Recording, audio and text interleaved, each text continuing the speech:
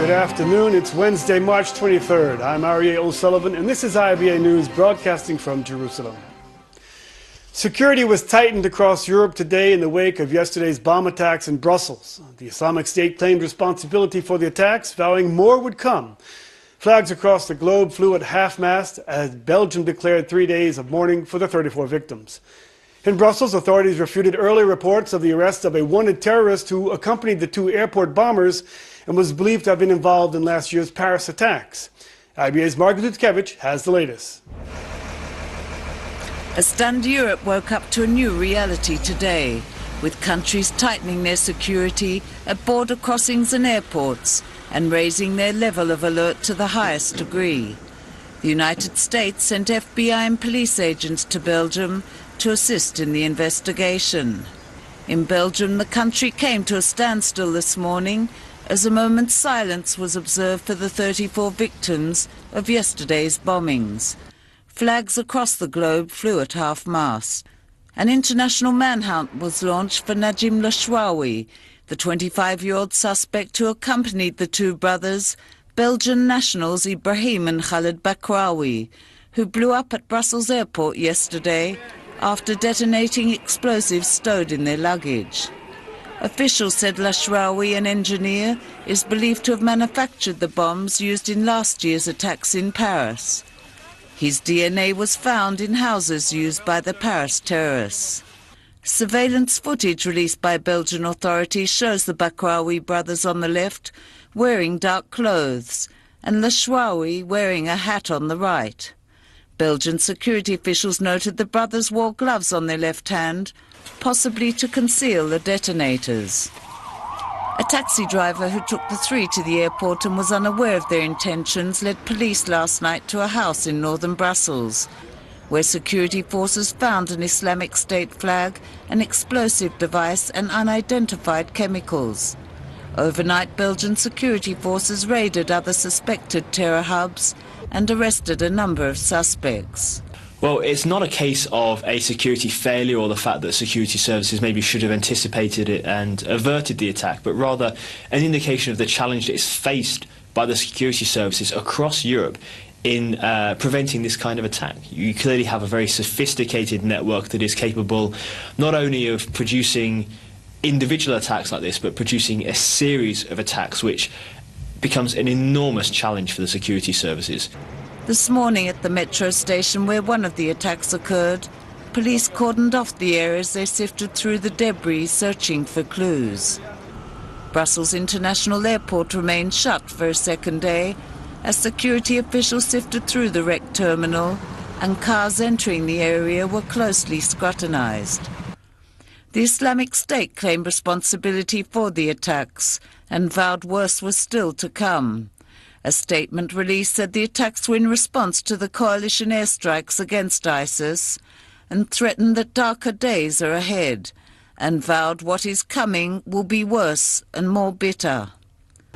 With its porous borders and lax security, Europe is in for a challenge, with some intelligence experts warning that it's only a matter of time before the next major terror attack on European soil occurs. Well, there's clearly in the next day or two going to be severe travel delays and disruptions across Europe. The militants have shown a knowledge of the key targets to hit to cause maximum disruption in a country, whether that's to travel, to economies, etc. There are going to be significant economic and infrastructure disruption in Belgium and other Western European countries in the coming days and weeks. Margaret Dudkiewicz, IBA News. Our reporter adds that a short time ago, Belgian authorities announced that the two terrorists filmed on tape at the airport are believed to have separated and each blew up at different directions, one at the airport and the other at the metro. Prime Minister Benjamin Netanyahu has spoken by phone with his Belgian counterpart, Charles Michel. He expressed condolences on behalf of the people of Israel and wished a speedy recovery to all those injured in the Brussels attacks. Netanyahu told the Belgian Prime Minister that terrorism does not distinguish between countries, and he offered Israel's cooperation in the global fight against terror. The two agreed to meet in the near future. Here at home, as the nation gears up for Purim festivities set to commence this evening, the army announced it would impose a closure on Judea and Samaria. a routine step taken by security forces ahead of the holidays. The closure will begin this evening and remain in effect until midnight Saturday as a preventive measure against attacks. During this period, Palestinians will be barred from entering Israel with the exception of humanitarian and medical needs. The closure will affect tens of thousands of West Bank Palestinians who work legally inside Israel. Palestinian Foreign Minister Riyad Maliki blamed Israel's occupation in the West Bank as the reason for the wave of terror attacks against Israelis. Speaking to European Union parliamentarians in Brussels today, he condemned the Belgian attacks but failed to address those perpetrated in Israel. The Palestinian officials went on to say that reasons the Palestinians perpetrated attacks is because they were driven to despair. He added that Palestinians who attack Israelis are aware they will be killed in the process. The army has launched an investigation into the sudden death of 19-year-old Private Yehuda Suissa of Moshav Beit Uziel, who collapsed during physical training yesterday and was pronounced dead shortly after. The tragedy occurred just one day after Suissa was drafted. Brigadier General Nadav Padan, commander of the 162nd Division, ordered that all training exercises be halted until the probe into the incident is completed. Suissa, who joined the Golani Infantry Brigade, was buried in the military section at Jerusalem's Mount Herzl this afternoon. Turkey's President Recep Tayyip Erdogan conveyed his condolences to President Reuven Rivlin over the deaths of 3 Israelis in an attack in Istanbul last Saturday. In a rare telephone conversation between the two today, Rivlin thanked his Turkish counterpart for the letter he sent Sunday. According to the president's residence, Erdogan told Rivlin that Turkey's Jewish community is an integral part of the Turkish society, and he said he had spoken with the Jewish leaders of the community following the attack. Prime Minister Netanyahu said he hopes Washington will continue to reject any move toward a UN Security Council resolution that would support Palestinian statehood. The Prime Minister made the comments while addressing the American Israel Public Affairs Committee via video link. Netanyahu also condemned the terror attacks in Brussels. I want to first send my condolences to the families of those murdered in today's terrorist attacks in Brussels. The chain of attacks from Paris to San Bernardino, to Istanbul, to the Ivory Coast, and now to Brussels, and the daily attacks in Israel. This is one continuous assault on all of us. In all these cases, the terrorists have no resolvable grievances. The UN, my friends, has a shameful record of singling out Israel for castigation and condemnation. So I have a question for you. Why would anyone think that the UN could decide on a fair and secure peace for Israel? Yet amazingly, there are some who believe exactly that. They seek to impose terms on Israel in the UN Security Council. And those terms would undoubtedly be stacked against us. They always are. So such an effort in the UN would only convince the Palestinians that they can stab their way to a state. Mind you, not a state next to Israel, but a state instead of Israel. A Security Council resolution to pressure Israel would further harden Palestinian positions and thereby could actually kill the chances of peace for many, many years. And that is why I hope the United States will maintain its long-standing position to reject such a UN resolution. While U.S. Democratic Party presidential candidate Senator Bernie Sanders didn't address the AIPAC conference, he did manage to overwhelmingly win the Democrats' abroad global presidential primary. The votes in 38 countries saw Sanders winning 69% and Hillary Clinton 31%. In Israel, Sanders won 249 votes to Clinton's 160. Sanders also won the primary in the U.S. states of Idaho and Utah, but still lags behind Clinton in the race for the nomination. Sanders vowed to defeat the Islamic State. And let me simply say this: we will stand as a nation with our allies and our friends and people all over this world. We will stand with them, and we will together crush and destroy ISIS. What is going on there is a fight for the soul of Islam, and the Muslim nations have got to take on ISIS and win that war. Joining me in the studio is Ambassador Yoram Ettinger, an expert in Israel-U.S. relations and Middle East analyst.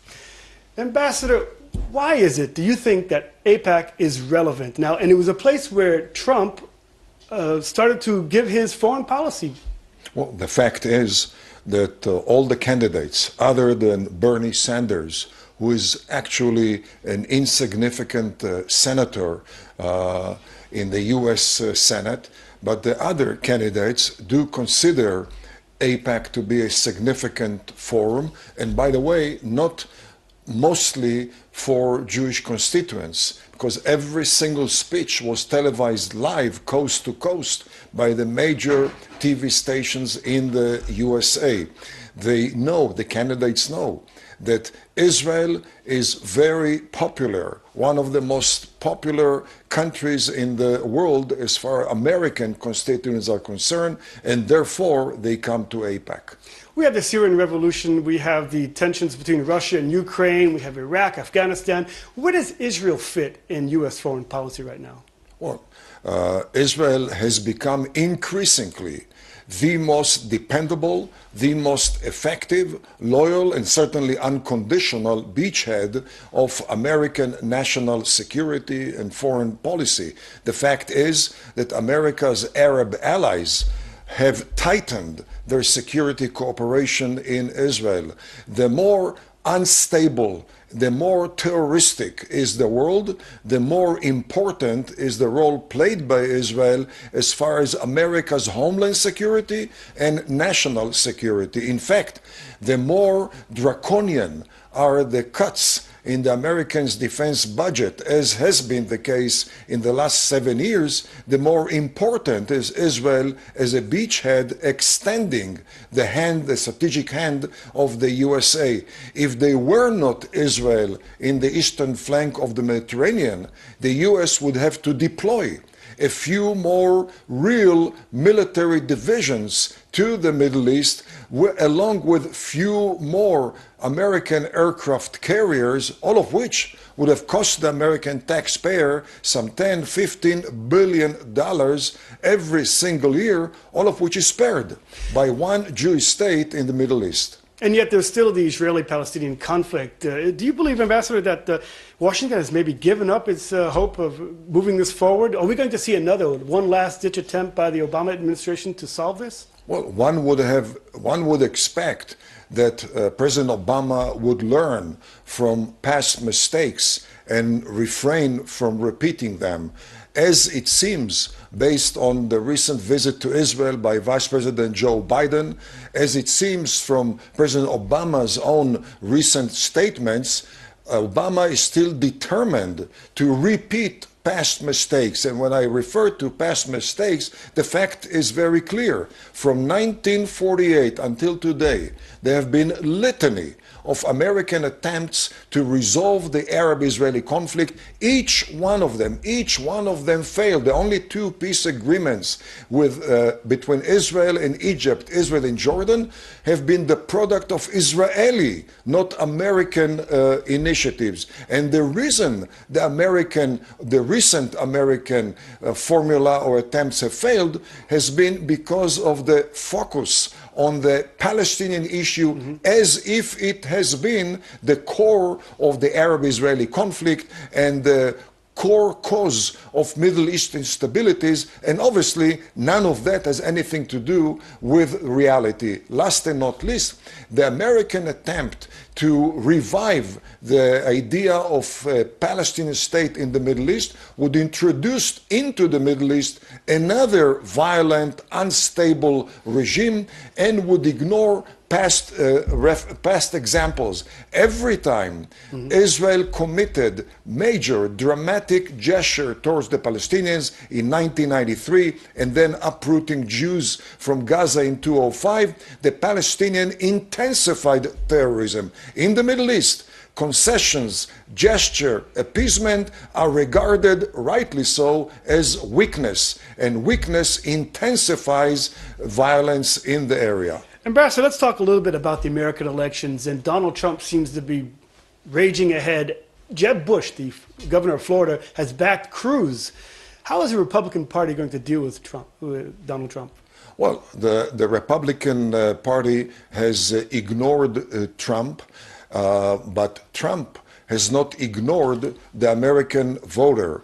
The fact is that this billionaire from metropolis of New York has become the hero of the American working class and the American middle class. The American people, by and large, have displayed major vote of non-confidence in the establishment, in the political establishment, in the media establishment, in the church establishment, and the economic establishment. They consider Donald Trump to be an anti-establishment person, and therefore they accord him much more confidence than they accord to the Republican or the Democratic political establishment. Well, what about the other side? Bernie Sanders, he won the Israeli Democratic primary. Does it matter?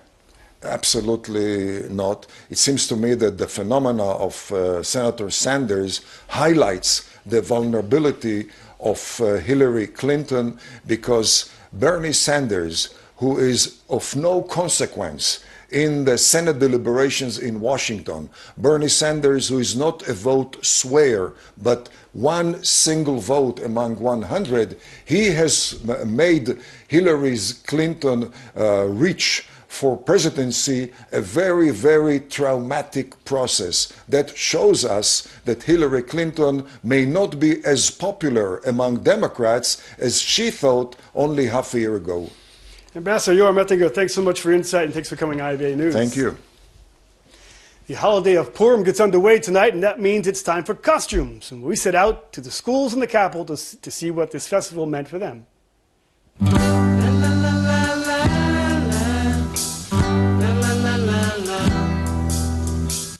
It's the one day when no one wants to stay home sick from school.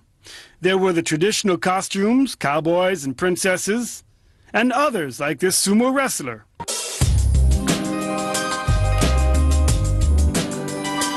In the ultra-Orthodox neighborhoods, the costumes were more traditional.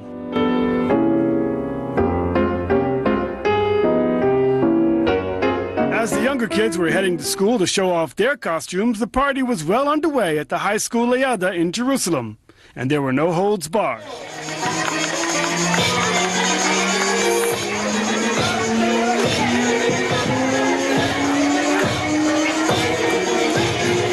I work on my costumes, and we're also very looking forward to our high school's Purim Fest. It's taking place every year at Purim, and it's amazing. You should go see it. Purim is the Jewish people's happiest holiday, and why not? It celebrates an ancient failure of a plot to kill the Jews in ancient Persia. But for some, Purim wasn't religious at all. I think Purim is a holiday about happiness, and it has nothing to do with our religion. It was originally celebrated by Jews, but it represents like the most happy day in the whole country. Like, we can forget all the trouble we have, especially with what's going on now. We have the terror, and we have terrorists, and people suffer from both sides of the conflict. But in Purim, everyone can forget about it. Tell me, who is the modern-day Haman? There are so many people that can wish me specifically and my people bad things, but I think the point is not to think about who hates us, but how can we make them realize that we don't hate them. Okay. Stock Talk now, and share prices on the Tel Aviv Stock Exchange were up across the board in a day of heavy trading. The foreign currency trading, the shekel strengthened. Here are the late afternoon numbers.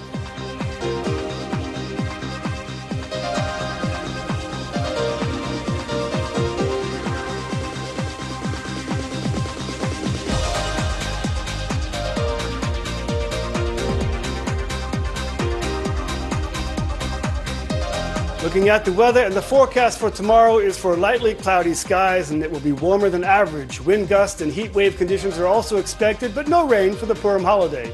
Here are the forecasted highs and lows at home and abroad for the next 24 hours.